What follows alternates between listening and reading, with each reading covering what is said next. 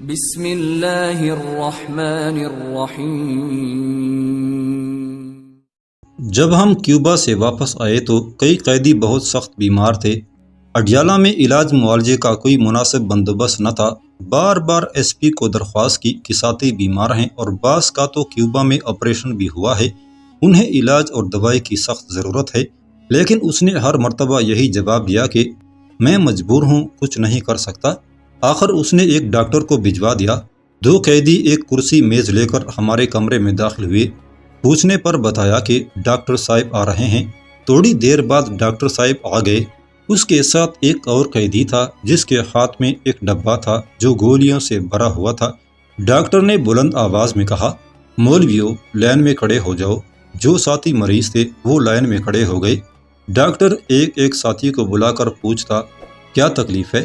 ساتھی تکلیف بتاتا تو وہ قیدی کو کہتا کہ اسے فلاں نمبر دو۔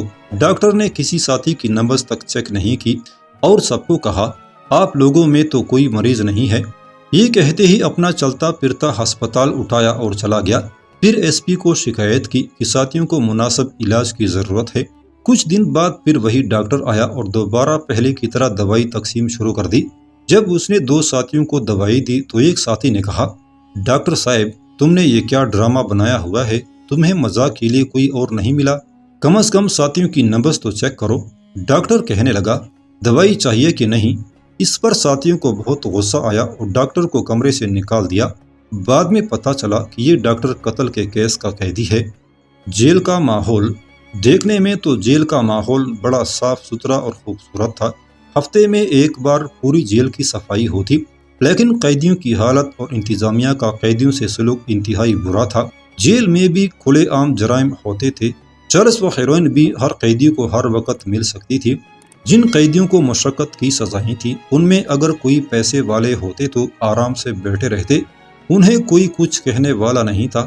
بس مہینے کی پہلی تاریخ کو چکر میں 1000-2000 دے دیتے تھے اور پھر ان کی عیش ہی عیش، اور جو بیچارے غریب تھے انہیں تو اپنے حصے کی بھی مشقت اٹھانا پڑتی اور دوسروں کی بھی، جو رشوت دے کر آرام سے بیٹھے رہتے تھے۔ ہمارے کمرے کے ساتھ کمرہ حوالات تھا۔ جو نئے قیدی آتے تھے ان کو 2-3 دن تک اسی کمرے میں رکھتے تھے۔ کمرے کا انچارج نمبردار تھا جو بہت ہی بد اخلاق آدمی تھا۔ چرس کے کثرت استعمال سے اس کا دماغ خراب ہو گیا تھا۔ یہ شخص ہر نئے آنے والے قیدی کو مجبور کرتا کہ اسے پیسے دے۔ اگر کسی کے پاس پیسے نہ ہوتے تو ان کی گھڑیاں اور انگوٹھیاں اتروا لیتا تھا اور ان سے جھاڑو لگواتا اور جیل کا ہر کام اس سے کرواتا۔ انہیں اتنا بے عزت کیا جاتا اور سب کے سامنے گندی گالیاں دیتا کہ وہ قیدی پیسے دینے پر مجبور ہو جاتا۔ اسی طرح جیل میں ہر برائی کھلے عام ہو رہی تھی۔ اب میرے گھر جانے کا وقت بھی آ گیا۔ ایک دن صبح ایک نمبردار آیا اور کہا کہ تم میں سے امین اللہ کون ہے؟ اس کے گھر جانے کے احکام آئے ہیں۔ اڈیالہ سے کوئٹہ اور ہدہ جیل 16 MPO کے تحت ہم نے 3 ماہ اڈیالہ جیل میں گزارے۔ چمن سے راولپنڈی ملاقات کے لیے جانا بہت مشکل تھا، اس لیے رشتہ داروں نے کوشش کر کے اڈیالہ سے ہدہ جیل منتقل کروایا۔ جب یہ کام ہو گیا تو بلوچستان سے پولیس اور ایجنسی کے 3 اہلکار اڈیالہ جیل پہنچ گئے۔ دن 11-12 بجے جیل کے نمبردار نے میرا نام پکارا اور کہا کہ آج آپ نے کوئٹہ جانا ہے۔ جب یہ خبر جیل میں پہنچی تو سب ساتھیوں نے نعرہ تکبیر لگا کر خوشی کا اظہار کیا۔ جیل میں موجود تمام ساتھیوں سے میں نے آخری ملاقات کی اور ان کو حوصلہ دیا اور جہاد اور دین پر استقامت کے فضائل بتاتے ہوئے دعاؤں کے ساتھ ساتھیوں سے اجازت مانگی اور معانقہ کے ساتھ اڈیالہ میں آخری ملاقات ختم ہو گئی۔ جیل انتظامیہ نے کاغذی کارروائی پوری کرنے کے بعد بلوچستان انتظامیہ کے حوالے کر دیا تو انہوں نے جیل کے اندر ہی ہتھکڑی لگا کر جیل سے باہر نکال کر ایک ٹیکسی میں بٹھایا اور ہم راولپنڈی کی طرف روانہ ہو گئے۔ گاڑی میں بیٹھتے ہی ایک افسر نے کہا کہ یہ آدمی تو بہت شریف لگتا ہے، اس کی ہتھکڑی کھول دو۔ جس گاڑی پر ہم نے جانا تھا وہ گاڑی نکل چکی تھی تو انہوں نے مجھے کہا کہ آج کی رات یہیں پر گزارنی ہے، صبح کوئٹہ روانہ ہوں گے۔ انہوں نے پنڈی میں بغداد ہوٹل میں 3 بیڈ والا کمرہ لے لیا۔ عصر کی نماز کے بعد وہ مجھے لے کر بازار چلے گئے۔ 3 سال بعد کافی سیر وغیرہ کی اور رات کا کھانا بھی ہم نے مل کر کھایا۔ کھانے کے بعد وہ پھر مجھے ساتھ لے کر سیر کے لیے نکل گئے۔ بازار میں مدرسے کے طلباء نے مجھے پولیس افسران کے درمیان دیکھا تو انہوں نے ان سے پوچھا یہ کون ہے؟ تو پولیس والوں نے جواب دیا یہ بلوچستان کا MPA ہے۔ اس پر وہ طلباء میرے پیچھے چل پڑے۔ ان افسران نے رات کو PCO سے مجھے گھر فون بھی کروایا۔ رات 11 بجے کے بعد ہم واپس کمرے میں لوٹے اور گپ شپ کے بعد میں تو سو گیا۔ ان پولیس والوں کی سگریٹ نوشی اور گپ شپ جاری تھی۔ اگلی صبح ناشتے کے بعد ٹرین کا ٹکٹ لیا اور ہم ٹرین میں سوار ہو گئے۔ انہوں نے مجھے شیشے والی سائٹ پر بٹھا دیا۔ ٹرین میں 24 گھنٹے کا سفر ہم نے شروع کر دیا۔ CB میں ٹرین لیٹ ہو گئی تھی تو پولیس والوں نے کہا کہ ہم یہاں سے اتر کر کوچ میں چلے جائیں، آپ اپنے گھر والوں کو فون کر دیں کہ وہ رات کوئٹہ میں کوئی الگ کمرہ یا جگہ وغیرہ لے لیں۔ میں نے فون کر دیا۔ میرے رشتہ دار کافی تعداد میں کوئٹہ پہنچ گئے اور انہوں نے ایک مکان خالی کر لیا۔ رات ہم نے کوئٹہ میں گزاری۔ رشتہ داروں سے ملاقات کرنے کے بعد ہم سب نے آرام کیا اور صبح غسل کے بعد مجھے جیل کی طرف لے کر چل پڑے اور جیل کے گیٹ کے قریب مجھے ہتھکڑی لگا دی۔ جب ہم کوئٹہ جیل میں داخل ہوئے تو پولیس والے نے مجھے جیل کے چکر میں لا کر کھڑا کر دیا اور کہا کہ ابھی ہمارا افسر آنے والا ہے، تم کو اس کے سامنے پیش ہونا ہے۔ جب وہ آیا میں کمرے میں داخل ہو گیا تو وہ مجھ سے مخاطب ہوا کہ اپنے جوتے اتار دو اور دفتر میں آ جاؤ۔ میں نے کہا کہ یہ کوئی مسجد تو نہیں ہے کہ میں جوتے اتار دوں، یہ تو ایک پولیس والے کا دفتر ہے، یہاں اتارنے کی کیا ضرورت ہے۔ اس کے بعد ایک افسر نے مجھ سے نام و پتہ وغیرہ پوچھا اور تھوڑی بہت تحقیق کے بعد واپس بھیج دیا۔ اب پولیس والوں نے مجھ سے اور زیادہ بدتمیزی شروع کر دی کہ تم نے ہمارے قانون کی خلاف ورزی کی ہے۔ مجھے لے جا کر چکر میں کھڑا کر دیا۔ وہاں پر چمن کے رہنے والے ہمارے قلعہ عبداللہ کے MPA حافظ حمداللہ کا سیکرٹری بھی ایک کیس میں اسی جگہ کھڑا تھا۔ اسے حال احوال پوچھا۔ پولیس والے اس سوچ میں تھے کہ اس کو چکی میں رکھیں یا بیرک میں۔ وہاں میری ایک ڈاکٹر سے ملاقات ہوئی جو بہت اچھے آدمی تھے اور مجاہدین سے بہت محبت رکھنے والے تھے۔ انہوں نے میرا حال احوال پوچھا اور اس کے بعد ڈاکٹر صاحب نے مجھے بھی ہسپتال میں داخل کر لیا۔ یہاں بہت اچھا ماحول تھا، میرا بہت اچھا وقت گزرا۔ اسی دوران میری ملاقات بسم اللہ کاکڑ سے بھی ہوئی، وہ بھی ان دنوں جیل میں بند تھے۔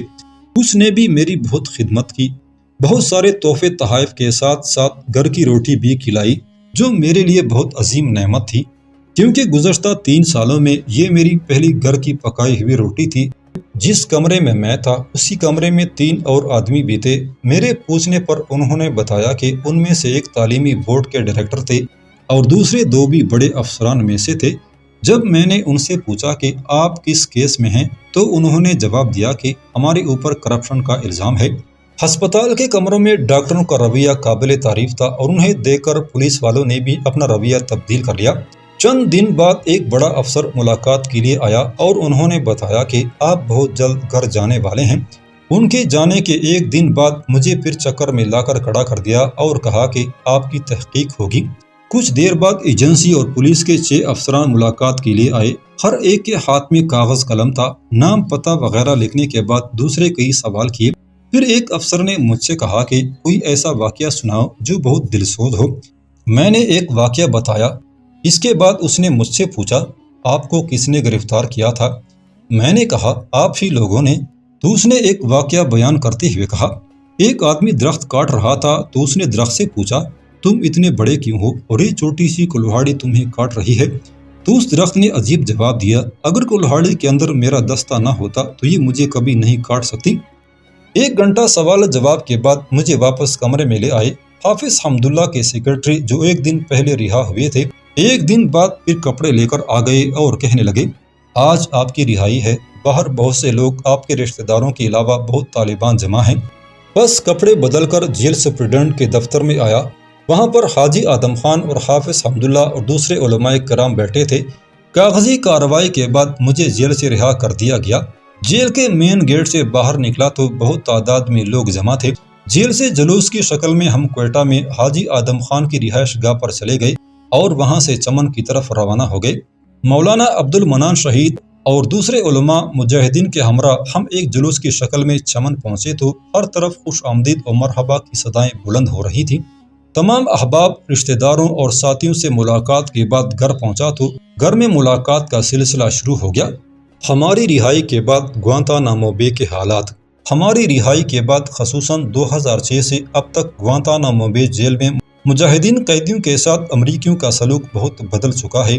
اب وہاں پر اتنی سختی ہو چکی ہے کہ ابھی جو ساتھی وہاں سے رہا ہو کر آئے ہیں انہوں نے اپنی قلم سے جو حالات لکھے ہیں اور جو کچھ بتایا ہے اسے اندازہ لگانا مشکل نہیں کہ اب گوانتانامو میں کس کس طرح تشدد و ظلم ہو رہا ہے۔ جب ہم وہاں قید میں تھے اس وقت بھی سخت حالات تھے، مگر اتنی سختیاں نہیں تھی۔ اس وقت بھی آپس میں بات کرنے کی اجازت نہیں تھی، مگر پھر بھی ساتھی چپ چپا کر بات چیت کر لیتے تھے اور حال احوال معلوم کر لیتے تھے۔ اسی طرح نماز کے بارے میں ساتھیوں کے احتجاج کرنے پر بہت سہولت مل گئی تھی، یعنی آپ جب چاہے نماز پڑھ سکتے ہیں، مگر پھر بھی بہت بار ایسا ہوا کہ جب چاہا جس کو چاہا نماز سے روک دیتے تھے۔ لیکن اب تو یہ حالات ہیں، کسی کو نماز پڑھنے کی اجازت نہیں۔ جب کوئی نماز میں کھڑا ہو تو بہت سے فوجی آ جاتے ہیں اور اس کو گالیاں دینی شروع کر دیتے ہیں اور اونچی اونچی آواز میں گانے گاتے ہیں۔ اس ساتھی کو جو نماز میں ہو اس کو حکم دیتے ہیں کہ ہمارے ساتھ بات کرو، اگر وہ بات نہیں کرتا تو RF ٹیم آ جاتی ہے جو مارتے مارتے اس کو انفرادی بلاک میں سزا کے لیے بند کر دیتے ہیں۔ اسی طرح اگر کوئی دوسرے قیدی کے ساتھ بات کرتے ہوئے پکڑا جائے تو اس کو بھی بہت سخت سزا ملتی ہے۔